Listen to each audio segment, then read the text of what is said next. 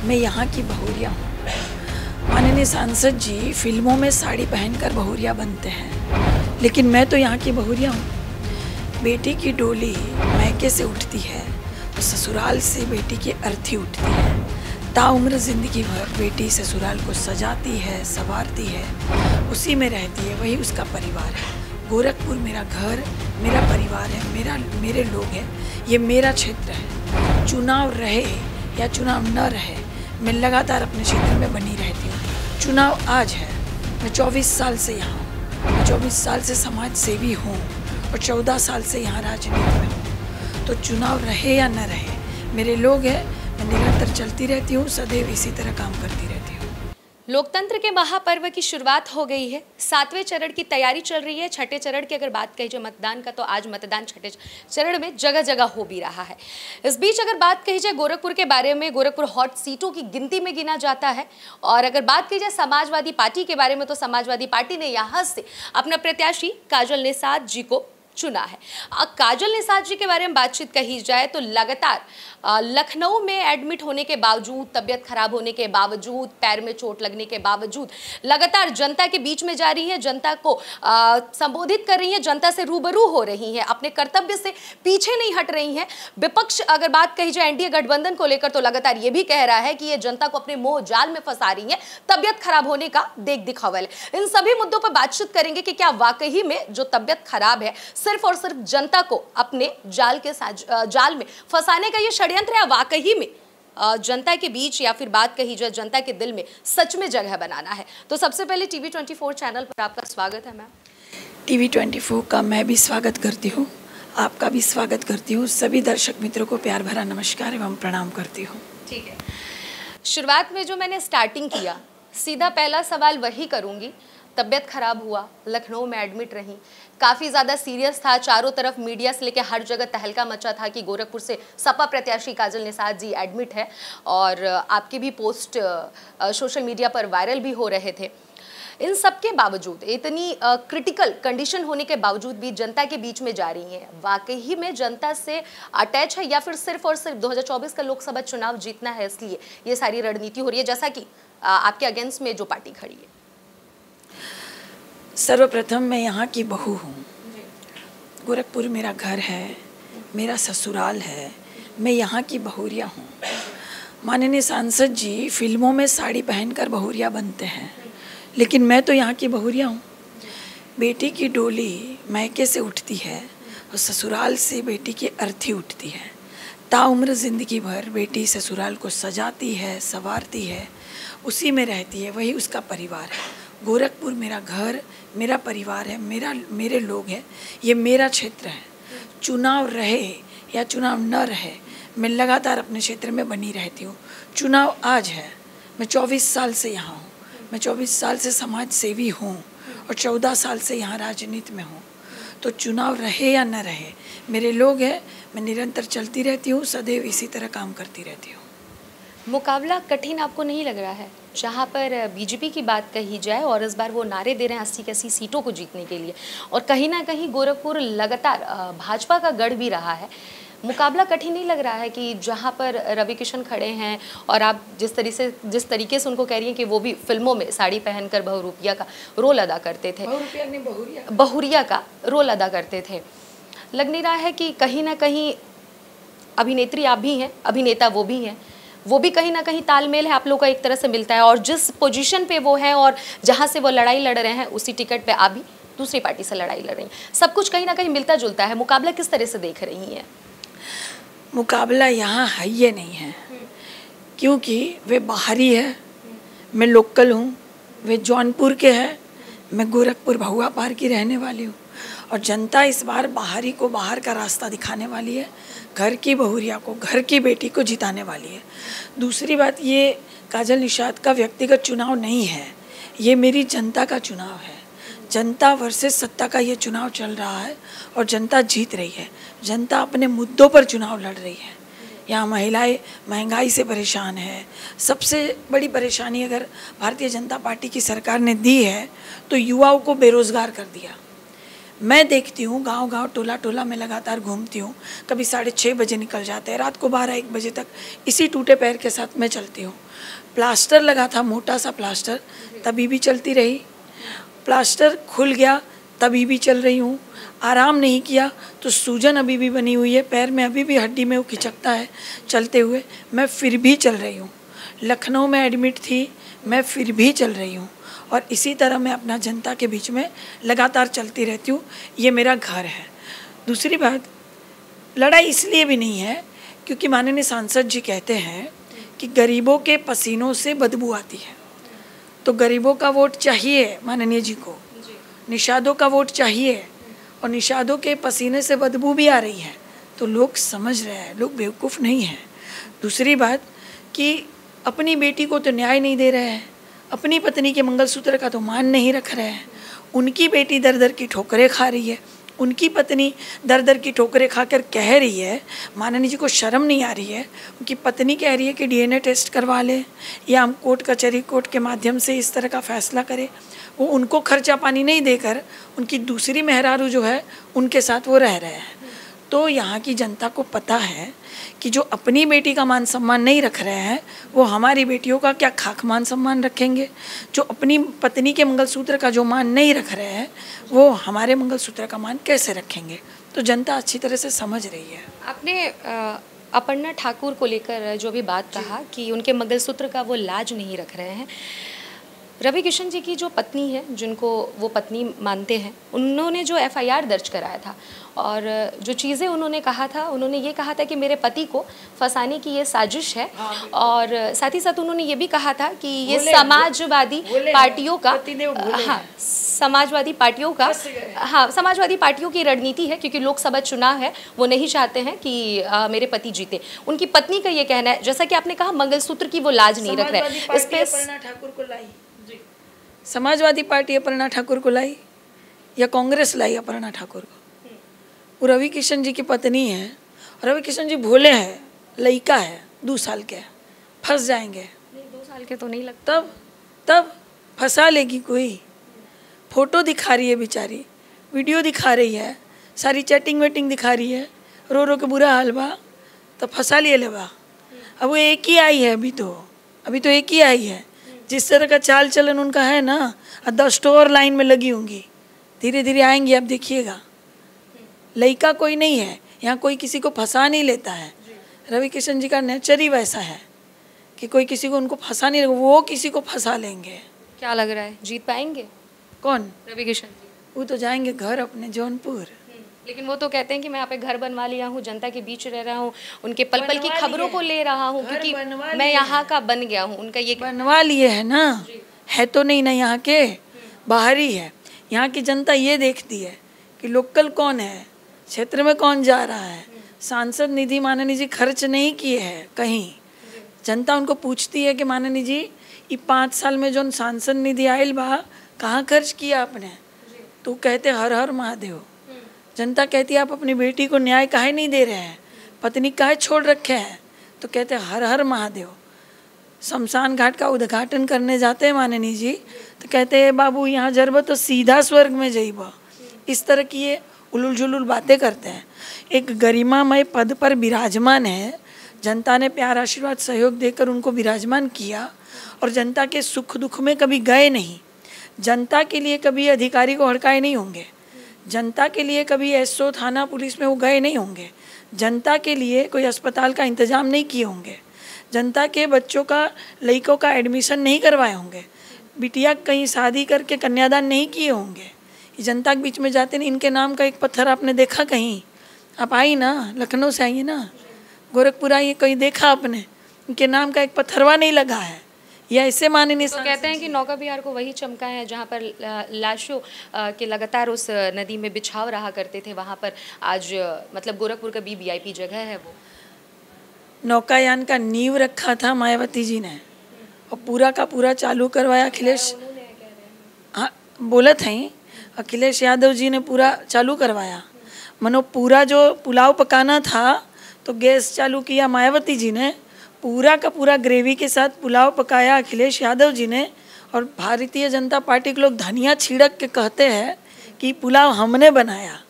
ये इस तरह के नौटंकीबाज आपको भी पता नहीं है, यहाँ रहिए तो पता चलेगा। हाँ, बहुत शातिर है, बहुत प्रिया चरित्र है इनके अंदर।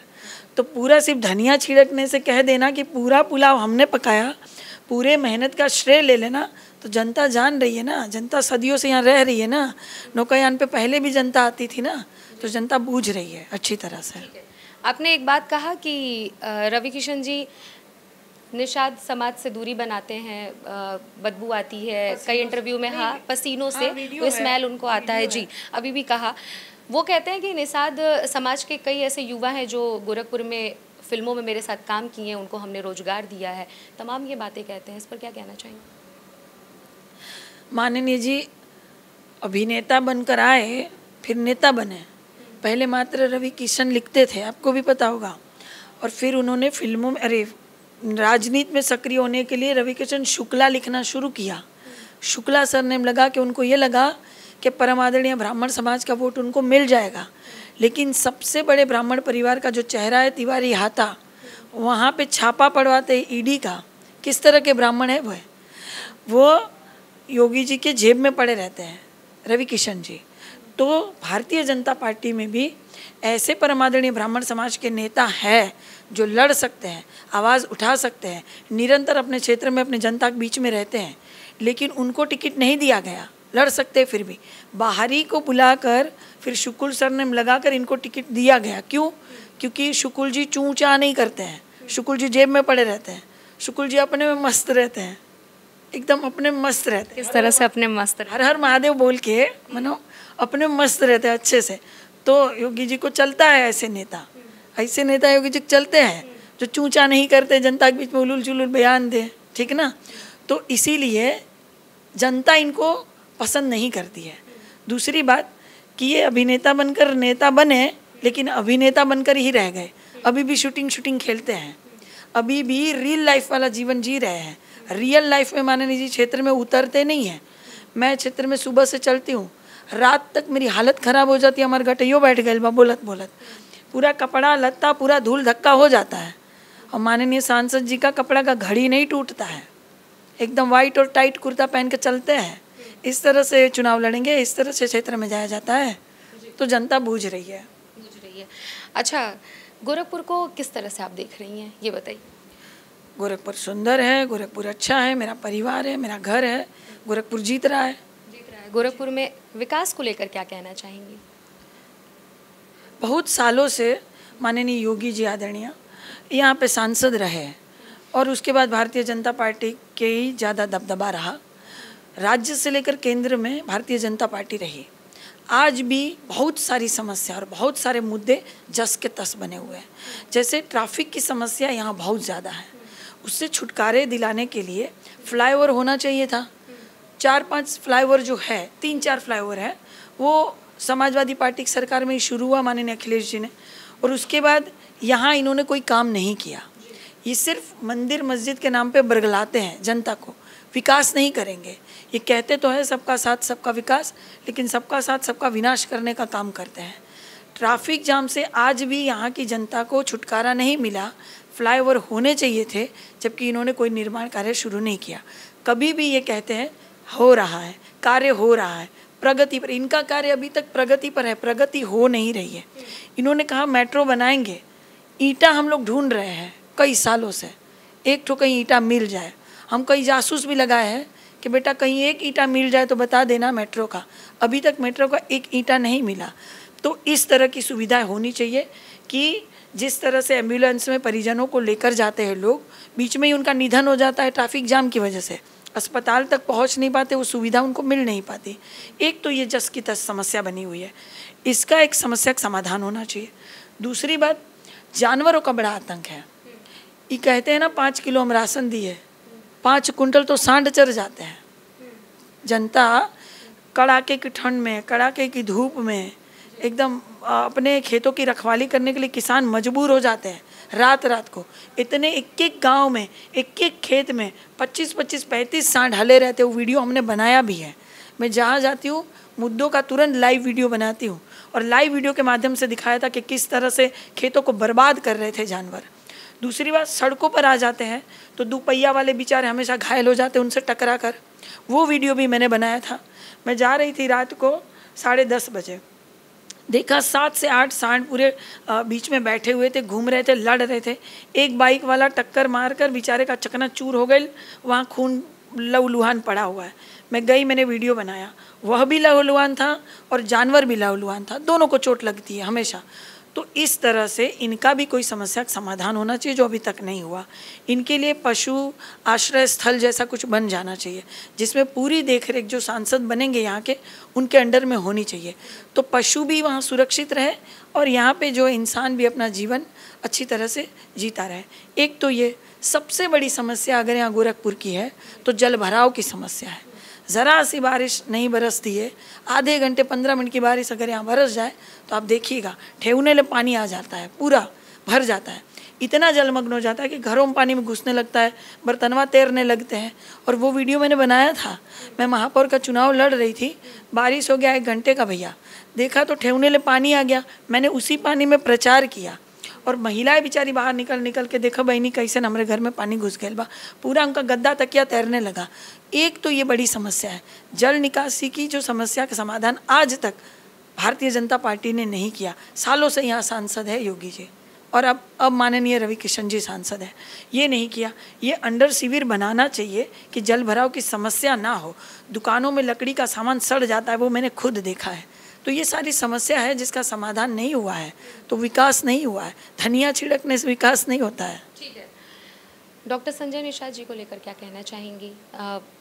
बीजेपी सरकार में कैबिनेट मिनिस्टर हैं, मत्स्य विभाग के मंत्री हैं, उनको लेकर क्या सोच रखती हैं आप? लगातार ये बात बोलती हैं हमारे ससुर जी, हमारे ससुर जी। अपने ससुर जी के बारे में बताइए। वे हमारे ससुर हैं, वे हमें आशीर्वाद देते हैं और पूरा घर भर हमको आशीर्वाद देते हैं। जो भी मैं चुनाव लड़ी उन्होंने हमको खूब आशीर्वाद दिया और इस चुनाव में तो बढ़ चढ़ कर हमको आशीर्वाद दे रहे हैं। किस तरीके से दे रहे हैं मैं वो जानना चाहती हूँ। आशीर्वाद किस तरह? आपके पापा आपको आशीर्वाद किस तरह से देते हैं? आगे बढ़ो, खुश रहो, तरक्की करो। हाँ, तो लेकिन कैसे वो कहते हैं आगे बढ़ो, खुश रहो, तरक्की करो। जी। और एक आपका बात काफ़ी ज़्यादा वायरल होता रहा है, अगर नगर निकाय चुनाव की बात कही जाए, इंजेक्शन को लेकर आप कहती हैं ससुर जी को कि डॉक्टर ने इंजेक्शन शायद गलत लगा दिया है। बराबर जी। इस बारे में जानना चाहते वो तभी ये कह रहे थे कि हमारी बहुरिया नहीं है। वो हमारे ससुर बोल ही नहीं सकते हैं क्योंकि वे जानते हैं कि मैं उनकी बहुरिया हूँ। कभी कभी घर में झगड़ा नहीं हो जाता है, 4 बर्तन होता है तो खड़खड़ पड़पड़ा आवाज़ नहीं आता है, वो ऐसे है। तो हमने उनको कुछ नहीं कहा, वो डॉक्टरवा था वो जो गलत इंजेक्शन लगाकर, वो डॉक्टर को हम ढूंढ रहे हैं। ससुर जी तो हमें हमेशा आशीर्वाद देते हैं। जी। जीत जाएंगी गोरखपुर में कौन कौन सा कार्य सबसे पहले करेंगी? अभी तमाम अपने मुद्दों को गिनाया कि क्या कुछ यहाँ पर विकास होना चाहिए। जी जी, देखिए ये काजल निषाद का व्यक्तिगत चुनाव नहीं है, ये इंडिया गठबंधन का भी व्यक्तिगत चुनाव नहीं है, ये जनता वर्सेस सत्ता का चुनाव है। जनता बहुत ज़्यादा परेशान है, महंगाई से महिलाएं बेचारी समूह की महिला बन के लोन उठा रही है, लोन चुका नहीं पा रही है, फिर बेइज्जती वाला जीवन जी रही है। क्या करे? पति को नौकरी नहीं मिला, जॉब नहीं मिला, रोजगार नहीं मिला, लड़का का पूरा पेपरवा लीक हो रहा है। अभी अभी पुलिस भर्ती का पेपर भइल बा, वो लीक हो गई। नीट का परीक्षा का पेपर हुआ, वो भी लीक हो गया। ये राज्य की सरकार में, भारतीय जनता पार्टी की सरकार में जितना लव लेटर लीक नहीं होता है ना, उतना पेपरवा लीक होता है। हाँ सही बता रहे हैं, 8 से 9 पेपर यहाँ लीक हो गया है। तो बेचारी महिलाएं परेशान है, लोन उठा उठा के, महंगाई से दबी कुचली है। युवा परेशान है, बेरोजगार बनकर घूम रहे, डिग्री फाड़ रहे, डिग्री झला रहे। कितने तो जब पेपर लीक हो गया था तो आत्महत्या की है। क्या करेंगे? इतनी तैयारी करने के बाद आज भी मैं देहातों में जाती हूँ, युवा बगीचों में घूम रहे हैं, चकल्लस कर रहे हैं, कहीं वीडियो बना रहे, कहीं रील बना रहे हैं। उनका ये समय चल रहा है, उनकी उम्र है, उनके सपने पूरा करने की उम्र चल रही है, उनको रोजगार करने की उम्र है, जॉब करने की उम्र है। लेकिन भारतीय जनता पार्टी की सरकार ने सबसे ज़्यादा बेकार अगर कर दिया तो युवाओं को कर दिया। अपने मुद्दों पर जनता चुनाव लड़ रही है और जनता यहाँ जीत रही है। 1 तारीख को पहला बटन दबेगा साइकिल का, काहे कि 1 तारीख को हमारा जन्मदिन भी है, तो जनता हमको तोहफे में बटन दबाकर आशीर्वाद देगी। पूरा भरोसा है? पूरा भरोसा है। ठीक है। महिलाओं के बीच में जा रही हैं आप, लगातार उनको संबोधित कर रही हैं, उनके बीच के मुद्दों को जान रही हैं, बातचीत भी कर रही हैं, उन्हीं के भाषाओं में हमने आपका बहुत सारा वीडियो देखा है जो आप खुद पोस्ट भी करती हैं और तमाम जगह से पहुंचता भी है, वायरल भी होता है। उन लोगों के भाषा में भी उन लोगों से बात करती हैं, रूबरू होती हैं। किस तरह की समस्या देख रही है? कहा जाता है कि अगर किसी के भाषा में किसी से बातचीत किया जाता है तो काफ़ी ज़्यादा कंफर्टेबल इंसान होकर अपनी बातों को, अपनी समस्याओं को पहुंचाता है। आप उन लोग की भाषाओं में रूबरू होती हैं, कैसी समस्या देख रही हैं महिलाओं को लेकर, खास करके गोरखपुर में जो सीएम सिटी से जाना भी जाता है? देखिए, महिलाएं सबसे ज़्यादा तो रसोई घर में बेचारी रहती है, गृहिणी होती है। यहाँ की महिला तो वैसे ही गृहिणी बन के रह गई है, क्योंकि गृह उद्योग की कोई समस्या अरे समाधान यहाँ की सरकार ने किया नहीं। जो मेरी पहली प्राथमिकता होगी कि मैं महिलाओं को आत्मनिर्भर करूँ, क्योंकि वो समूह की महिला बनकर लोन उठा रही है तो बहुत अपमानित हो रही है, रो रो के हमको बता रही थी। दूसरी बात कि गैस का दाम बढ़ जा रहा है, लहसुन का, प्याज का, रसोई घर में और सामान, कड़ूक तेल, मसाला, हर किसी दाम बढ़ जा रहा है, तो सबसे ज़्यादा परेशान है। अब भारतीय जनता पार्टी की सरकार क्या करती है, 1200 रुपये गैस कर देगी, और जब होली दिवाली जैसा कोई फंक्शन आएगा तो कहेगी हम बहनों को राखी तोहफा दे रहे हैं 200 रुपया घटाकर। अब 12 महीने बहनों ही को परेशान कर रहे हैं, बहनों को तोहफा दे रहे हैं, बहनों ही 12 महीना परेशान रह रहे हैं जो 1200 गैस भरवा कर। तो इस तरह की सारी समस्या है। इस बार महिला रोटी की तरह सरकार को पलट देगी, जैसे रोटी बनावल जाला ना, अलट पलट करके एक के दरे रही तो जर जाई, ना तो कच्चा रह जाई। जब रोटी अल्टी पलटी हुई तब न खाए लायक बनी। तो सरकार के देहिया में डर ना है बा कि यहाँ माननीय सांसद जी आए, 5 साल रहे, काम नहीं किए, हिम्मत इतनी, मन बढ़ई इतनी कि दोबारा प्रत्याशी बनकर आ गए। उनको देहिया में डर नहीं है कि हम काम नहीं किए तो फिर भी प्रत्याशी बनकर गए तो जनता हमारा क्या हाल करेगी। तो रोटी की तरह पलट देगी जनता। इसी तरह सरकार को भी रोटी की तरह पलटना चाहिए ताकि सरकार काम लायक बने, और 1 तारीख को पूरी की पूरी महिला रोटी को पलट देगी। तो ये थी हमारे साथ काजल निषाद जी, जिन्होंने कहा कि किस तरीके से गोरखपुर में क्या कुछ विकास नहीं हुआ है। जलभराव की सबसे बड़ी समस्या है। अगर बात की जाए ट्रैफिक को लेकर, ये भी एक बहुत बड़ा मुद्दा है। इन्होंने ये भी कहा कि योगी आदित्यनाथ कई वर्षों से यहाँ पर सांसद रहे और अभी रविकिशन जी सांसद हैं। बीजेपी की सरकार 10 सालों से केंद्र में है, लेकिन विकास अभी तक गोरखपुर की समस्याओं को लेकर कहा जाए तो नहीं हुआ है। रविकिशन जी यहाँ के मूल निवासी नहीं है, ये अपने आप को बता रही हैं कि मैं भौवा पार की रहने वाली यहाँ की बहू हूँ और जनता पर इनको पूरा भरोसा है, क्योंकि 1 जून को इनका जन्मदिन है और 1 जून को 7वें चरण का चुनाव है। गोरखपुर में 7वें चरण का चुनाव है। 1 जून को सभी लोग अपना मतदान करेंगे और इनको इस बात का उम्मीद है कि इनके जन्मदिन पर जनता इनको तोहफा देगी। अब देखना ये होगा कि 4 जून को काजल निषाद जी यहाँ से जीत हासिल करती हैं या फिर नहीं। कैमरा पर्सन हर्ष के साथ अनन्या मिश्रा, TV24 गोरखपुर।